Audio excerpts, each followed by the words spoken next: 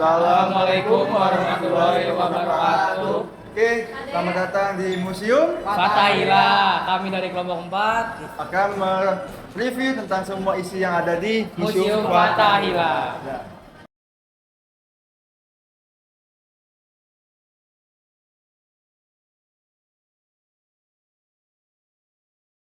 Oke, di sini saya akan menjelaskan yang dari Buni ke Jabodetabek.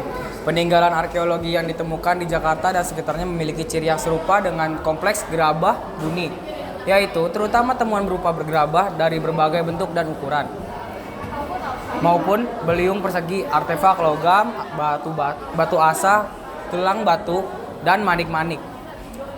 Situs pertama yang memperlihatkan ciri seperti ini terdapat di Desa Buni, Bekasi. Namun demikian, temuan dengan ciri serupa tersebar sampai ke daerah aliran Sungai Citarum dan Sungai Bekasi, termasuk ke wilayah Jakarta, bahkan sampai ke Banten.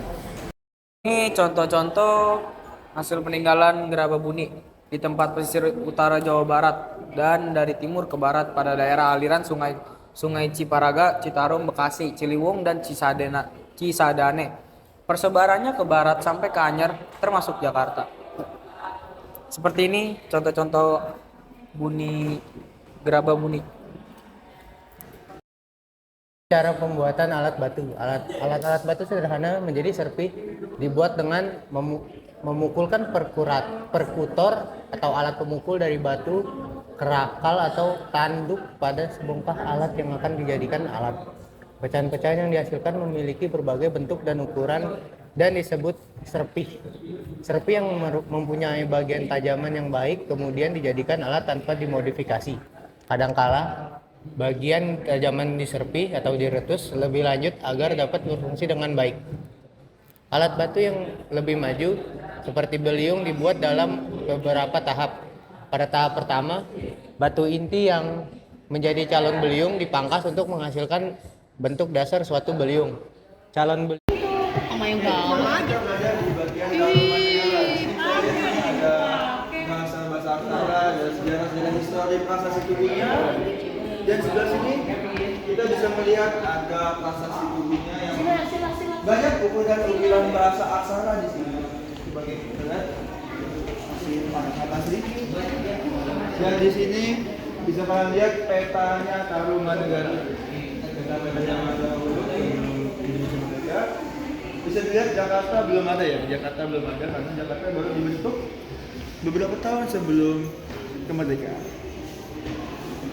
Oke teman-teman, sekarang kita melangkah ke lantai 2 museum sejarah ini dan kita akan lihat banyak peninggalan sejarah dan museum yang sangat menarik ini.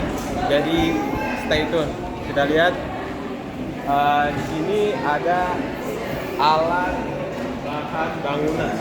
Di sini pada abad 18 ditemukan sebuah cara untuk mengukur berat bahan-bahan bangunan seperti semen, batu kerikil, dan lain sebagainya. Dan alat inilah yang digunakan untuk mengukur alat bahan bangunan tersebut. Dan selanjutnya kita ada peninggalan yaitu ini seperti batu timbangan lama. Kita sering lihat ini di warung lah buat timbang bawang sebagainya lah. Tapi kita nggak tahu sejarahnya. Sejarahnya adalah ini ditemukan pada abad 18. Oke, dan di sini ada berat 5 kilo, 2,5 kilo, 2 kilo, 1,5 kilo, dan 1 kilo. Dan jika diperhatikan pada setiap batu timbangan terdapat ukiran-ukiran berat dan bunga mawar. Ukiran ini adalah simbol resmi pemerintah Batavia untuk batu timbangan yang mereka buat. Dan selanjutnya kita ada alat blueprint genteng. Nah, nih kita pasti seperti lihat udah lama nggak lihat ini.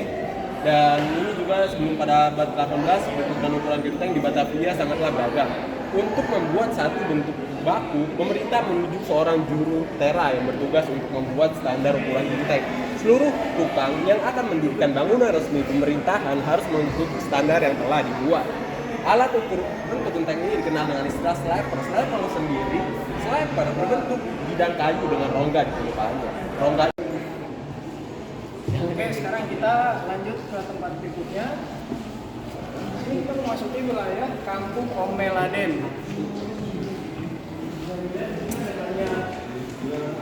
Di sini ada banyak dokumentasi Omeladen adalah wilayah yang ada di luar tembok kota Batavia. Ini ada wilayah Jakarta yang luas di wilayah Papua hingga area Jabodetabek. Lalu ada Jakarta, sebuah kampung besar. Jakarta sebagai sebuah metropolis adalah sejatinya berawal dari banyak kumpulan kampung-kampung yang terbentuk sejak lama, baik berdasarkan kelompok etnik tertentu atau yang terbentuk dengan alami. Jadi bisa lihat di atas ada beberapa dokumentasi dari peta-peta Jakarta zaman dahulu, ada beberapa denah-denah, daerah Jakarta, beberapa foto-foto orang dahulu, beberapa animasi, dan ada peta-peta Batavia. Lalu ada beberapa kelompok masyarakat Batavia. J.P. Horn menemukan dan membangun Batavia sebagai pusat kantor dagang dan administrasi VOC, dan tidak pernah ditunjukkan sebagai tempat bermukim orang-orang Belanda. Jadi dulu tempat Batavia itu tujuan utamanya untuk pusat kantor dagang VOC. Dari sini bisa dilihat ada beberapa contoh foto dan animasi-animasi, ada potret wanita di Batavia yang berdahulu di tahun 1875, lalu ada seorang prajurit Ambon, ada seorang laki-laki menasihati istrinya di Batavia, penduduk Omeladen. Ini adalah penduduk Omeladen. Omeladen dihuni oleh berbagai macam etnik, baik yang datang maupun didatangkan dari Batavia. Di sini ada keluarga di keliling, ada seorang pedagang keliling bersama anaknya, dan ada berbagai animasi-animasi lain. Dan di sini juga ada beberapa barang-barang antik yang berasal dari zaman dahulu. Di sini ada beberapa piring, gelas, teko, di atas juga sama. Dan di sebelah sini juga ada lagi piring-piring dihiasi dengan huruf-huruf Arab, gelas-gelas. Sekian dari saya. Oke, gimana tadi kita sehabis jalan-jalan ke museum ini? Wah, seru Banyak ya yang bisa kita ambil pelajarannya dari mulai sejarah-sejarah, dari mulai kedudukan Jakarta sampai sekarang. Sangat banyak sekali. Sangat berguna untuk pengetahuan. Untuk museum menambah yang sangat menyenangkan dengan peninggalan-peninggalannya, sangat menarik. sangat bisa menjadi pelajaran yang baik. Sampai membuat saya berkaca-kaca tidak bisa berkata-kata. Waduh, ini sebel. Oke, begitulah hasil review kita mengenai dengan museum sini. Jangan lupa tekan tombol like ke atas dan subscribe ya. Oke. Thank you semuanya. Ya, dari kelompok kami. Bye-bye. Wassalamualaikum warahmatullahi wabarakatuh.